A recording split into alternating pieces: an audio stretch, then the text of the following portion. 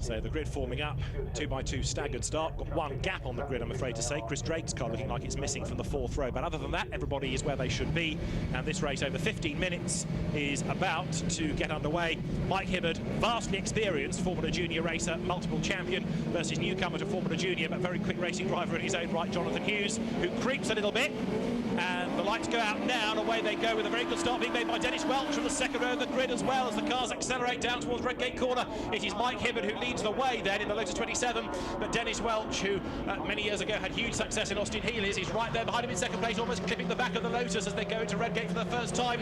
And then Jonathan Hughes in the blue Brabham is there in third spot as they go through Hollywood for the first time, and Mike Hibbard already is trying to get away and succeeding in so doing.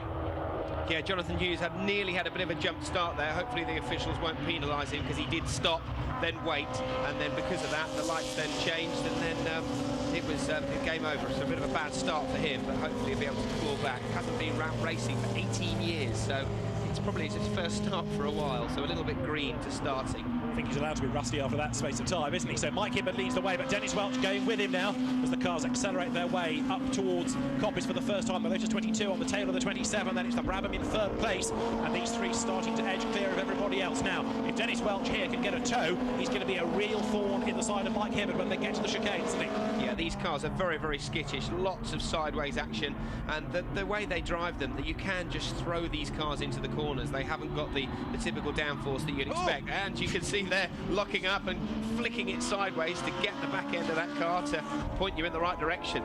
Pretty rare error that from Mike Hibbard, but he comes across the line with Dennis Welch right up behind him then. So the two Lotuses nose to tail. Dennis Welch in the Lotus 22 goes to the inside line, the open face helmet Dennis Welch sports then, looks to the inside. Mike Hibbard defends cleanly, nothing nasty dirty about that, no weaving, just stands his ground going onto the top of the crane and curves. Now right there with him is Dennis Welch, and if they carry on squabbling like this, it's going to help Jonathan Hughes join in. And also behind them in fourth place is Peter Morton in the Lightning Envoyette as they come now down towards the braking area. Yeah, Peter Morton, we have father-son as well that's driving different vehicles in this race. Peter doing a fantastic job to hang on to these leading three at the front here. And yeah, Hibbard there as well.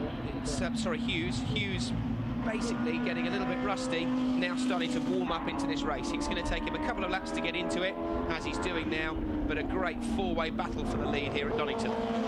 Using lots of curve there, Dennis Welch, the man in second place on the inside, and having to go for third look is Peter Morton. He's got the inside line against Jonathan Hughes, so you've got the white Lightning Envoyette. Then on the inside line, this car that was created by Les Redmond comes up into third place, and the Brabham drops back into fourth place, but Jonathan Hughes is going to have another go. Is he on the inside line? Yes, he is. Brakes very, very late, goes through.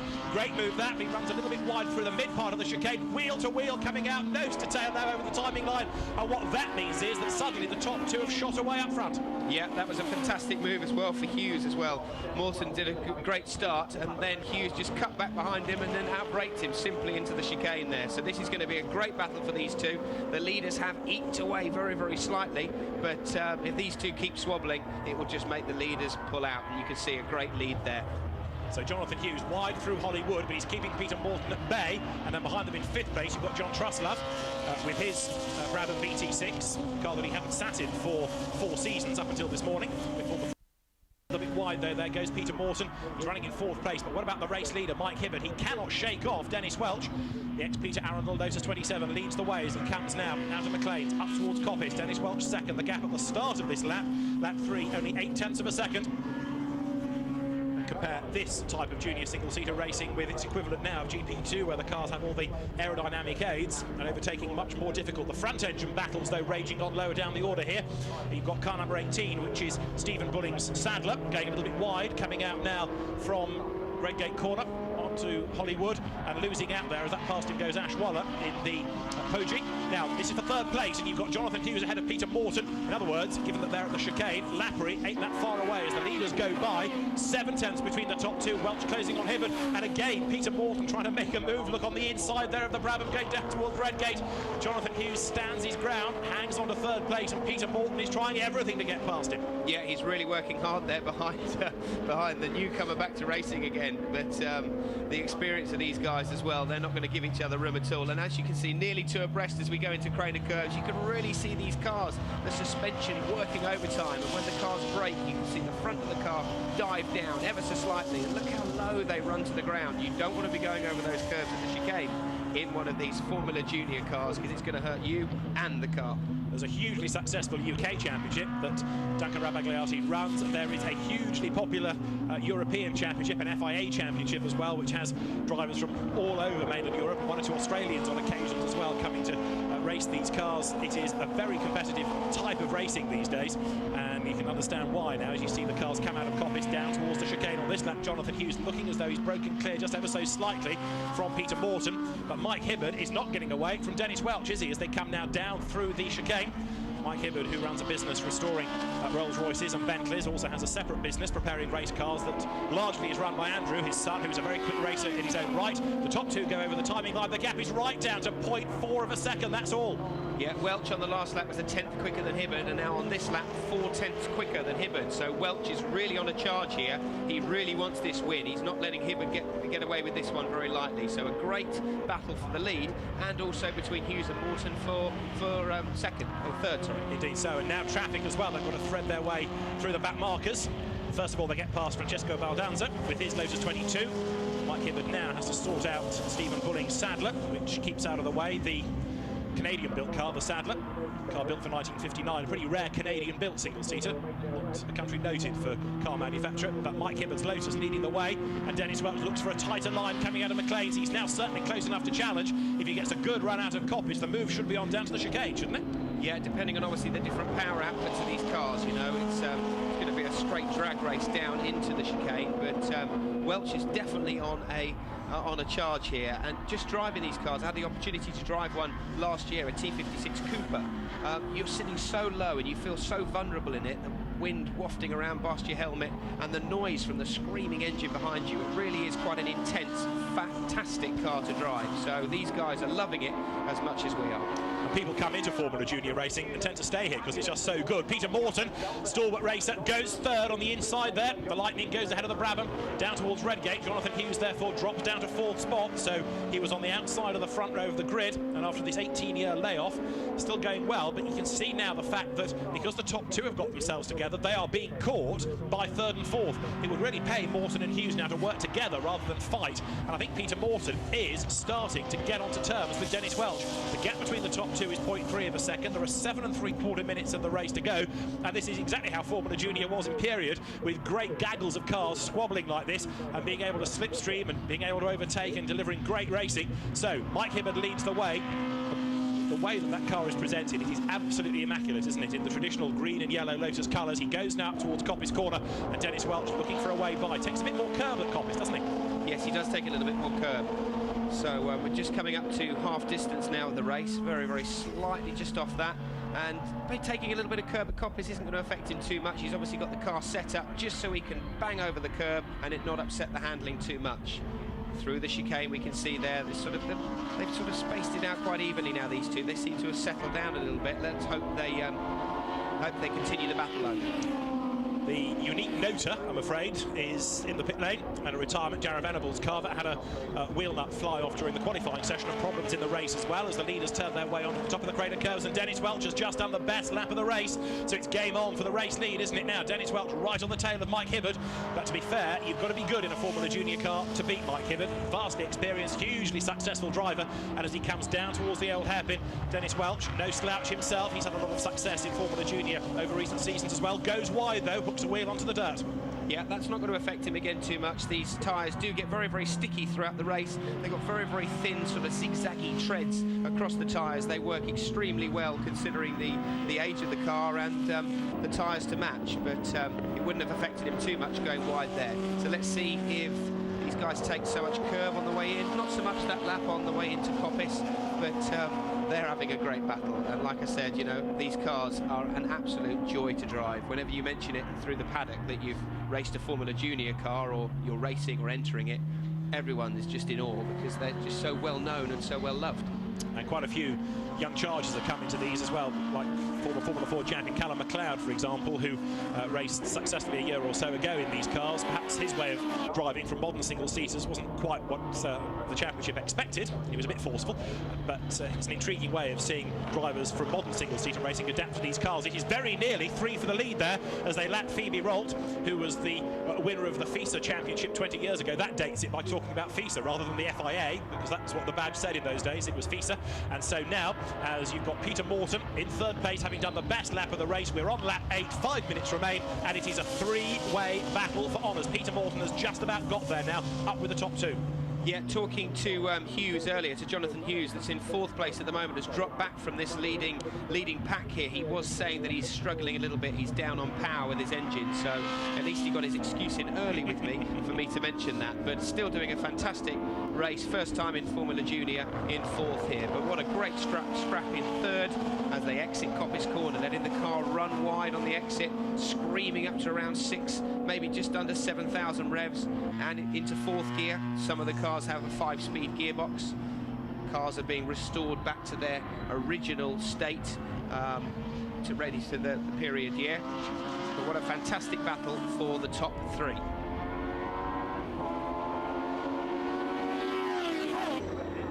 The other great thing about Formula Junior was that it was somewhere where the engineer in a driver could shine. There were so many one-off specials built. Some worked, some didn't. And yes, you're looking at 2 mainstream manufacturers in the leading places like Lotus and Brabham. But the Lightning going really well here in the hands of Peter Morton. The car became much more successful when it was completed by Alex Lightning. And as they come now down through the Craner curves, he's almost on the back of Dennis Welch, who now is starting to eye up a move on Mike Hibbert, isn't he? Mike Hibbert has led since the race got underway. We're into the last 4 minutes, but now he's having to go defensive. Here comes Dennis Welch on the inside towards Schwann's curve, but Mike Hibbert knows exactly where to put the Lotus 27, and he hangs on to the race lead. So Mike Hibbert is still up front. Another slower car they're going to have to nip past in a moment, and Mike Hibbert goes a little bit wide there through McLean's, but no dramas. Goes past the slower front engine car, heading up now towards Coppice. Yeah, Welch losing out a little bit because of that back marker there, positioned himself too tight on the way into Coppice, which has now given Morton a great chance to overtake the second. And Welch, Morton is actually the fastest man on the circuit at the moment, so a great move for second. Is he going to do it? No, just misses out, but what a great start of the move. Bailed out a bit early, didn't he, there? Thinking discretion, the better part of valour and all that. Another race, and it's early in the season, so keep the car intact, don't force the issue. They come up over the timing line now. Mike Hibbert goes through and works his way through the traffic as he does so. Gets past the 1959 Elva 100, the A-Series engine car there in the hands of Justin Fleming. So the leaders go by. Up into 2nd place, Peter Morton on the inside through Redgate. He's now done it. So he was 4th a few laps back, remember. He's worked his way past Jonathan Hughes. Then he had that long slog to catch the top 2. He's caught Dennis Welch. He's up into 2nd place. And the way that he's going, can he do anything about Mike Hibbert? 2.5 minutes remain. A little bit deep there into the old hairpin, fighting the car, but he gets away with it. Great drive this by Peter Morton. Yeah, Morton going sideways through Craner curves at about just over about 100 miles an hour is a great feeling. I'm sure he's absolutely loving it out there, and then going wide at the old hairpin because of the extra speed he's carried through the Craner curves. Now you've got 55 there, Chris Drake turning his way as a class leader up onto the top of the Craner curves in the earlier rear engine cars. So the field accelerating now on lap number 10, and it was Peter Anstis that Chris Drake was busy battling with.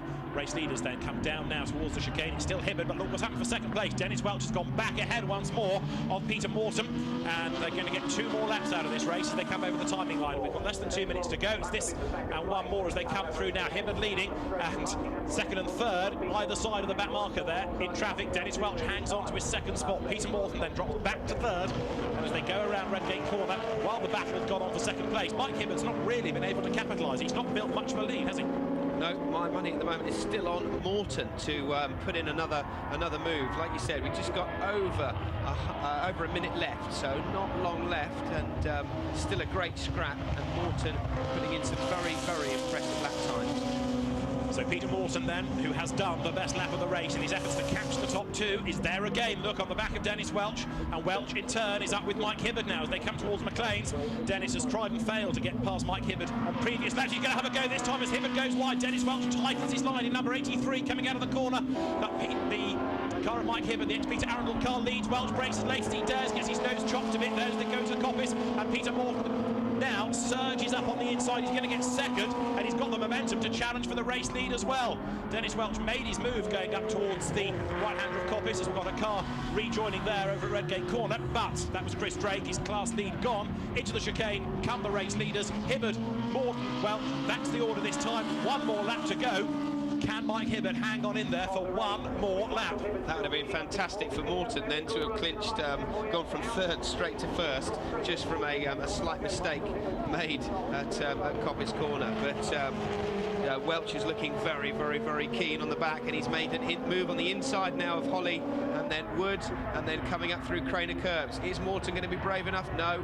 Okay, so it's back to Welch again. What a fantastic race for these Formula Junior cars. Brilliant driving from all three of them so far. It is, isn't it? But that has given Mike Hibbert a bigger lead once again, hasn't it? Because he's got another couple of lengths breathing space now. All it takes is one corner of battling, and it just slows you down enough, doesn't it? So now, Dennis Welch, as they lap Duncan Rabagliati in the Alexis there, going up through Schwantz Curve, has got to try and somehow get onto terms again with Mike Hibbert, who takes that much wider line through McLean's. Yeah, obviously passing the back marker of Duncan, who organises the championship there, nicknames the car the Carrot, as we spoke and interviewed him earlier. So coming up to the chicane for the last and final time.